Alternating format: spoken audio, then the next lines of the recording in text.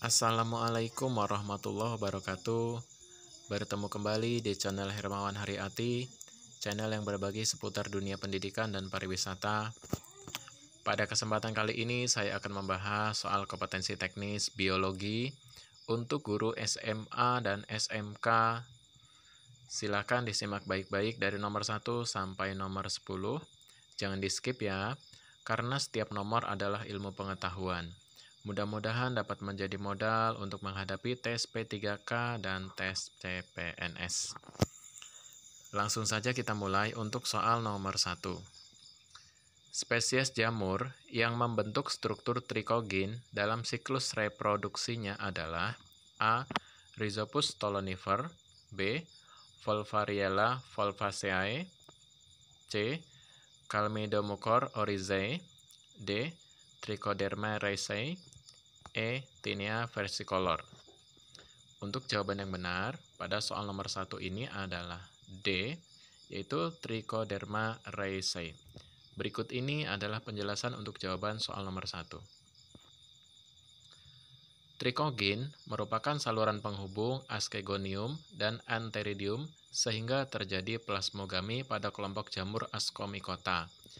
Jamur Ascomycota memiliki struktur khusus yang disebut askus pada reproduksi seksualnya. Di dalam askus terdapat spora yang dikenal sebagai ascospora. Jamur yang termasuk pada Ascomycota diantaranya adalah Saccharomyces sp, Penicillium sp, Trichoderma sp, dan Neurospora sp. Di sini disebutkan Trichoderma sp, jadi jawaban yang benar D.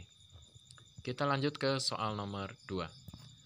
Sebelum kita ke soal nomor 2, buat kawan-kawan yang belum subscribe, mohon keikhlasannya untuk tekan subscribe dan hidupkan loncengnya, agar ada notifikasi setiap kali saya upload video terbaru. Mudah-mudahan bermanfaat bagi kita semua. Terima kasih.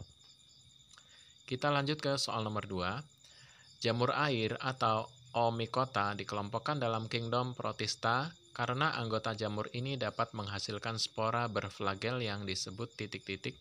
A. Conidia, B. Basidiospora, C. Zoospora, D. Zygospora, E.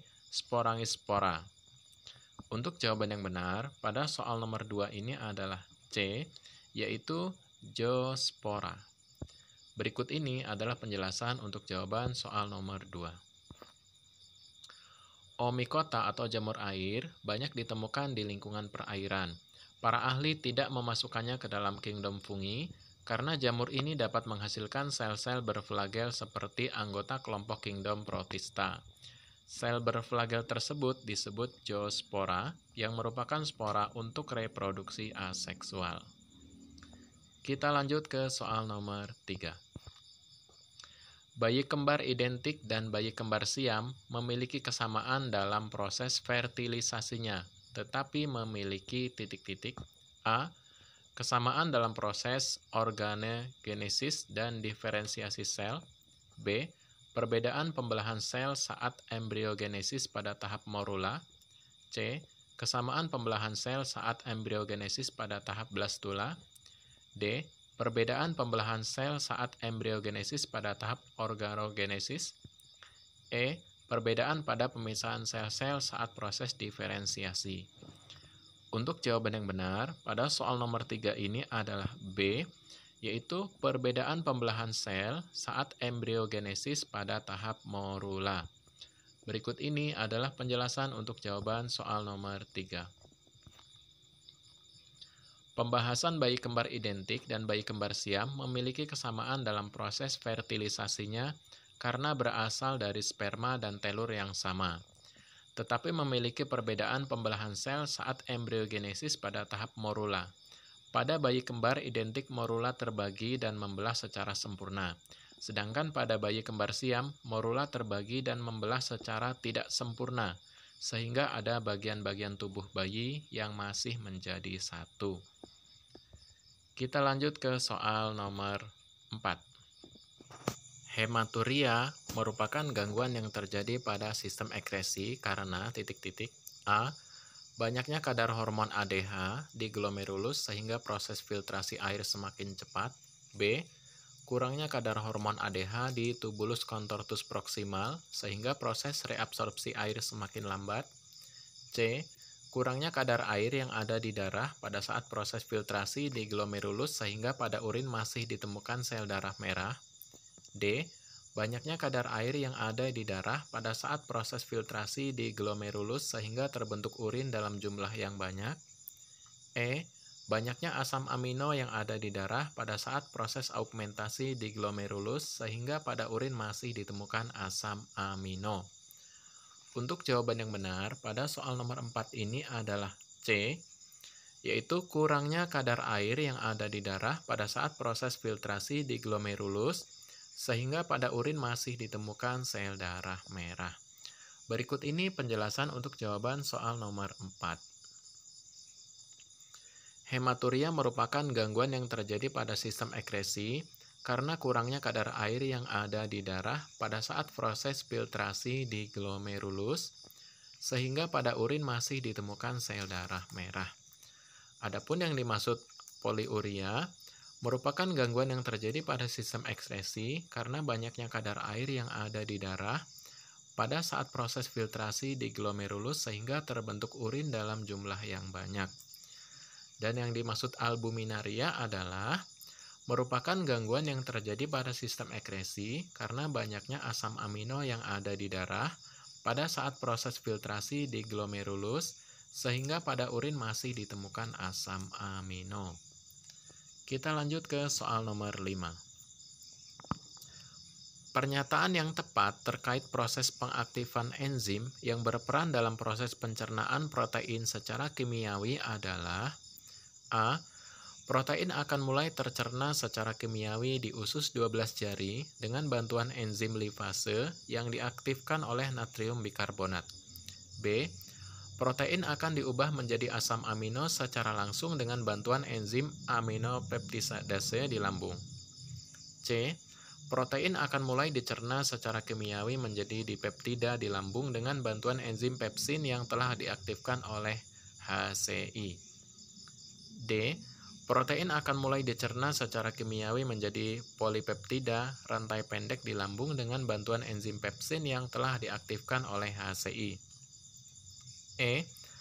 Protein akan mulai dicerna secara kimiawi menjadi dipeptida di usus kosong dengan bantuan enzim tripsin atau protease yang telah diaktifkan KIM.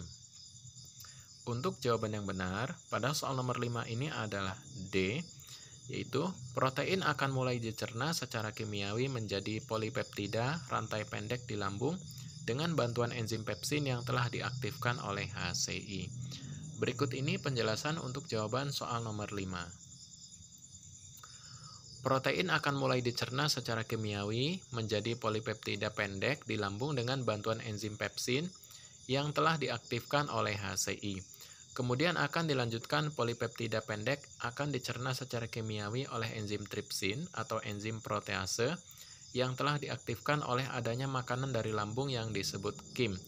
Enzim tripsin akan mengubah polipeptida pendek menjadi dipeptida yang berlangsung di usus 12 jari atau duodenum. Selanjutnya dipeptida akan dicerna secara kimiawi di usus kosong, jejunum, menjadi asam amino dengan bantuan enzim aminopeptidase. Kita lanjut ke soal nomor 6. Urutan asam nukleat di bawah ini yang memiliki tingkat kestabilan makin rendah adalah A. rRNA, mRNA, tRNA, DNA. B. DNA, rRNA, tRNA, mRNA. C. mRNA, tRNA, rRNA, DNA. D.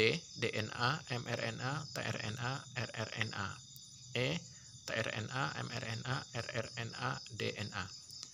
Untuk jawaban yang benar, pada soal nomor 6 ini adalah D, yaitu DNA, mRNA, tRNA, dan rRNA. Berikut ini penjelasan untuk jawaban soal nomor 6.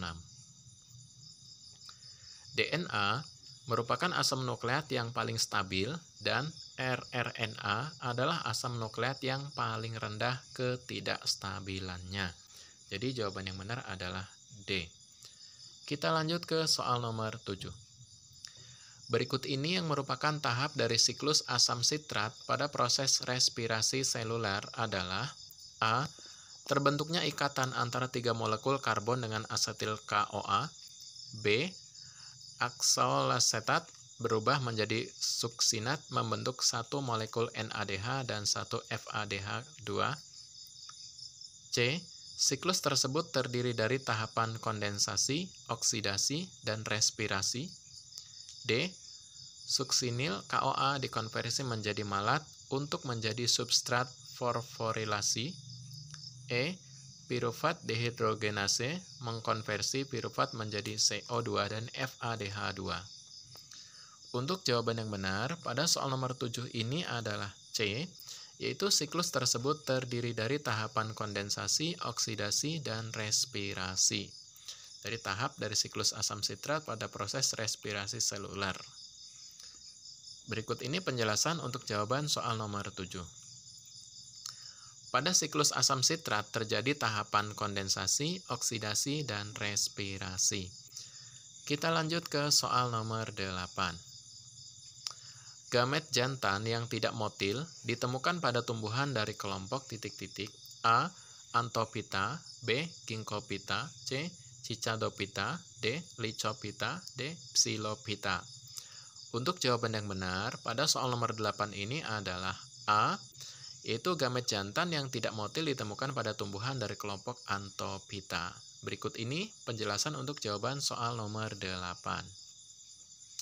Umumnya, kelompok tumbuhan Anthophyta atau tumbuhan berbunga, proses penyerbukan dibantu serangga, angin, hewan, mamalia, manusia, dan sebagainya. Jadi jawabannya adalah A, Anthophyta. Kita lanjut ke soal nomor 9. Istilah yang tidak digunakan untuk membedakan ciri karakter intraspesies pada hewan adalah A. Hibrid, B. Strain, C. Varietas, D. Ras, E. Galur. Untuk jawaban yang benar pada soal nomor 9 ini adalah E, yaitu galur. Berikut ini penjelasan untuk jawaban soal nomor 9. Untuk membedakan ciri karakter intraspesies pada hewan, biasanya digunakan hibrid, strain, varietas, dan ras. Sedangkan galur biasanya dipakai untuk menyebut jalur keturunan. Jadi jawabannya adalah E. Kita lanjut ke soal yang terakhir atau soal nomor 10. Pada suatu lingkungan sekolah terdapat gedung, ruang kelas, tanaman-tanaman, dan hewan. Selain itu juga ada para guru, karyawan, dan murid.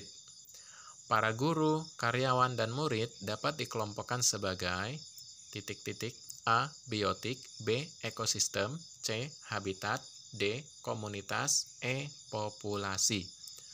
Untuk jawaban yang benar pada soal nomor 10 ini adalah E, yaitu populasi. Berikut ini adalah penjelasan untuk jawaban soal nomor 10. Sekelompok manusia atau makhluk hidup yang sejenis, satu spesies, disebut populasi. Kumpulan populasi satu dengan populasi yang lain disebut komunitas. Sedangkan komunitas bersama dengan lingkungan yang abiotiknya disebut ekosistem. Jadi jawaban yang benar adalah E, yaitu populasi. Demikianlah 10 soal tes kompetensi teknis biologi untuk guru SMA dan SMK. Silakan disimak kembali, ditonton ulang, diingat-ingat soalnya dan dipahami jawabannya. Mudah-mudahan bermanfaat dan dapat menjadi modal untuk menghadapi tes P3K dan tes CPNS. Kurang lebihnya saya mohon maaf, saya akhiri. Wassalamualaikum warahmatullahi wabarakatuh. Selamat berjuang, semoga sukses.